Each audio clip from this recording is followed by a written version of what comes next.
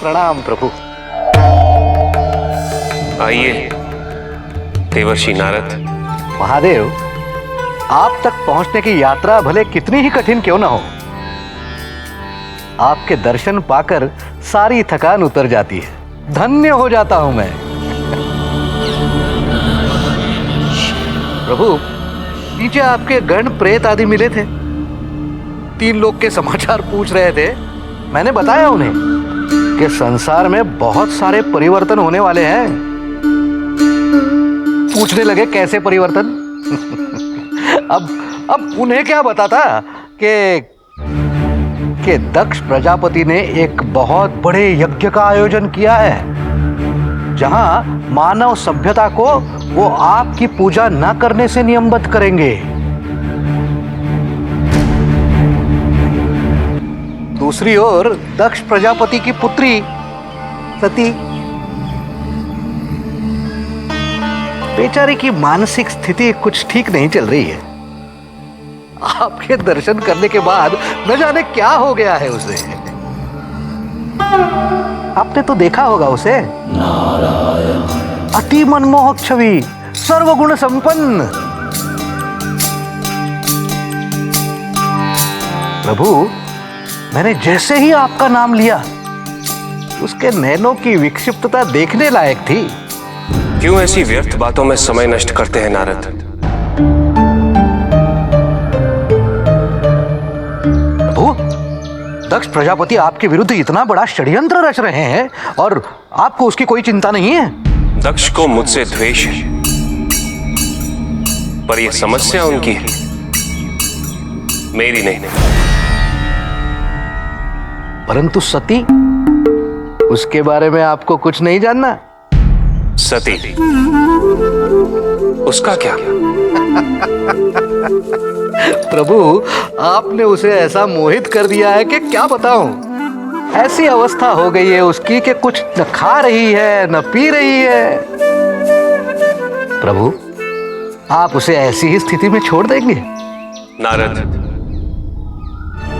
मैं दक्ष के उस मंदिर में सती के बुलाने पर गया अवश्य था, पर केवल इसीलिए क्योंकि सती ने सच्चे मन से, सच्ची श्रद्धा से मुझे पुकारा था। एक वक्त के अलावा मेरे जीवन में ना सती का कोई महत्व है, ना ही स्थान। प्रभु, तो क्या आप सदैव वैरागी ही बने रहेंगे? पिता ब्रह्मा और माता सरस्वती, भगवान विष्णु और माता लक्ष्मी, इनके दाम्पत्य सुख देख आपके मन में गृहस्थी का मोह नहीं उत्पन्न होता? जैसे माता लक्ष्मी की उपस्थिति से वैकुंठ, मां सरस्वती से ब्रह्मलोक, वैसे ही क्या कभी ये कैलाश भी धन्य होगा प्रभु? कभी आपकी इच्छा नहीं होती कि इस बंजर वीरान कैलाश पर भी देवी माता के चरण कमल पड़े और इसका उद्धार हो? क्या इसका अधूरापन, आपका एकाकीपन आपको व्याकुल नहीं करता प्रभु? दाम्पत्य सांसारिक मोह से बंधने का एक माध्यम है। एक वैरागी के जीवन में इसका कोई अर्थ नहीं। क्या योगेश्वर शिव के जीवन में प्रेम का भी कोई अर्थ नहीं है? प्रेम का अर्थ अवश्य है। मेरे भक्त, मेरे गण, इनसे मेरा संबंध प्रेम का ही तो है। भले ही वो प्रेत हो, पिशाच हो, पशु या फिर मनुष्य, पर जिस प्रेम की ओर आप संकेत कर रहे हैं, वो तो स्वार्थ और अहम से परिपूर्ण होता है। और मेरी साधना का ध्येय उसी स्वार्थ और उसी अहम का त्याग है। मैं जानता हूं विष्णु मुझे विवाह के बंधन में बांधने का प्रयत्न कर रहे हैं, पर मैं हर बंधन से मुक्त हूं, संतुष्ट हूं, संपूर्ण हूं।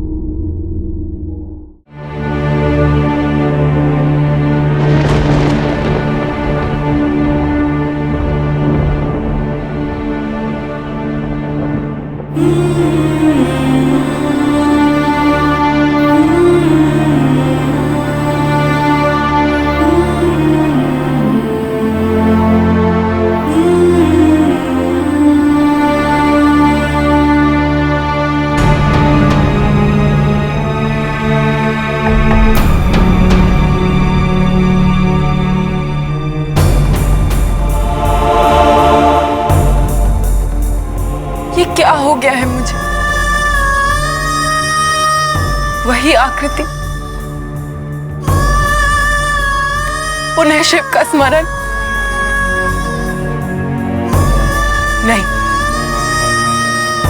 मैंने तो पिताजी को वचन दिया है कि मैं शिव का विचार भी अपने मन में नहीं लाऊंगी।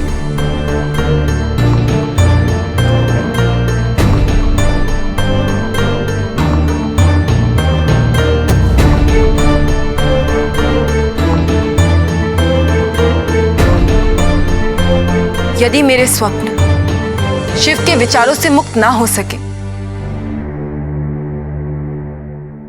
तो मैं अपनी निद्रा भी त्याग दूंगी।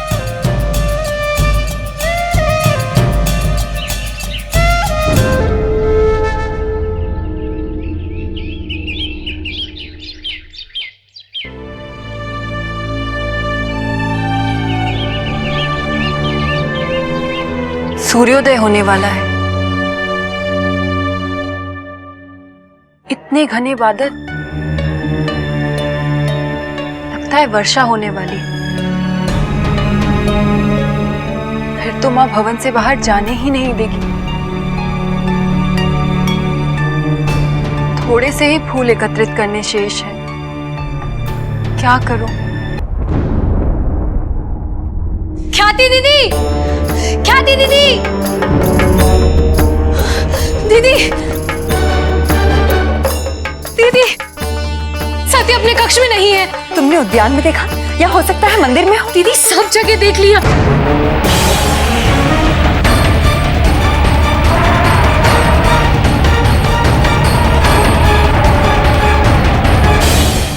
हमें शीघ्र कुछ करना होगा, वरना सती इसे अकेले।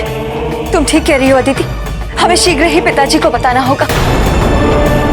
चलो अभी चलते हैं तुरंत।